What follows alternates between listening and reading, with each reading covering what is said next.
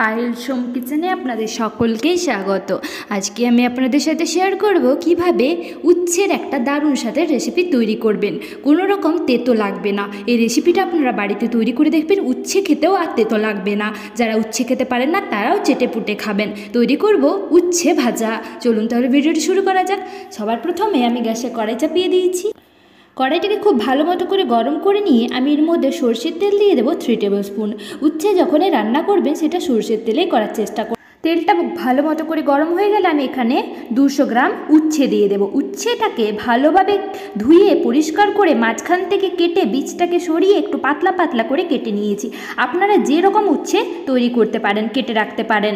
আপনারা চাইলে পাতলা করেও কাটতে পারেন, আবার নিজেদের পছন্দ মতন করেও কাটতে পারেন। তবে একটু পাতলা করে কাটবেন, যেভাবেই কাটুন না কেন। পাতলা করে এভাবে করে গোল করে সেটাকে অর্ধেক করে কেটে নিয়েছি আর বীজটাকে ফেলে দিয়েছি। বীজটা রাখলে তেতো লাগে, বীজটা ফেলে দিলে আর তেতো লাগবে না।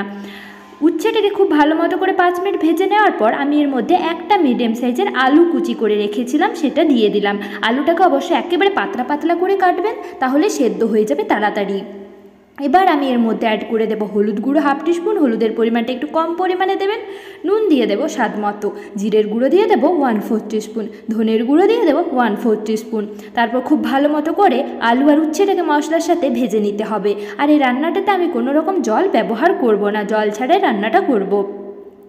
খুব ভালো মতো করে আলু আর উচ্ছেটাকে ভেজে নেওয়ার পর আমি এর মধ্যে দিয়ে দেবো একটা মিডিয়াম সাইজের টমেটো কুচি।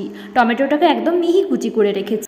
এই রান্নাটাতে আপনারা যে যে সবজি ব্যবহার করবেন সেগুলো সবগুলোই একটু পাতলা পাতলা করে কেটে রাখবেন। এবার এর মধ্যে দিয়ে দেবো পেঁয়াজ কুচি, 2টো মিডিয়াম সাইজের পেঁয়াজ কুচি। পেঁয়াজটা দিলে খেতে ভালো লাগবে তাই পেঁয়াজ দিচ্ছি। এবার সব উপকরণ ভালো করে ভেজে নেব, ফ্লেমটাকে লোতে করে। লো ফ্লেমে এটাকে ঢাকা দিয়ে হতে দেবো প্রায় 10 মিনিট। ফিরে এলাম 10 মিনিট। এই উচ্ছে আলু সব কিছুই খুব ভালো মতো করে সেদ্ধ হয়ে গিয়েছে। আবার বলছি, রান্নাতে আমি কোনো পরিমাণ জল ব্যবহার করিনি, একটুও জল ব্যবহার করিনি। জল ছেড়ে রান্নাটা করতে হবে। আবারও 5 মিনিট ফ্লেমটাকে লোতে রেখে ভালো করে একেবারে লাল লাল করে ভেজে নিতে হবে। যত লাল লাল করে ভাজা যাবে ততই খেতে ভালো লাগবে। আলুটাও দেখুন সেদ্ধ হয়ে গিয়েছে আর উচ্ছেটাও সেদ্ধ হয়ে গিয়েছে। এবার এটাকে নামিয়ে গরম ভাতের সাথে পরিবেশন করুন উচ্ছে ভাজা। 1 থালা ভাত অনায়াসে খাওয়া যাবে এই উচ্ছে ভাজার সাথে, আর কোনো রকম তেতো লাগবে না। তৈরি হয়ে গেল উচ্ছে ভাজা। ভিডিওটি ভালো হয়ে থাকলে অবশ্যই লাইক শেয়ার কমেন্ট করতে ভুলবেন না। আর আমার চ্যানেল নতুন হয়ে থাকলে অবশ্যই আমার চ্যানেল সাবস্ক্রাইব করে পাশে থাকা বেল আইকন প্রেস করতে ভুলবেন না।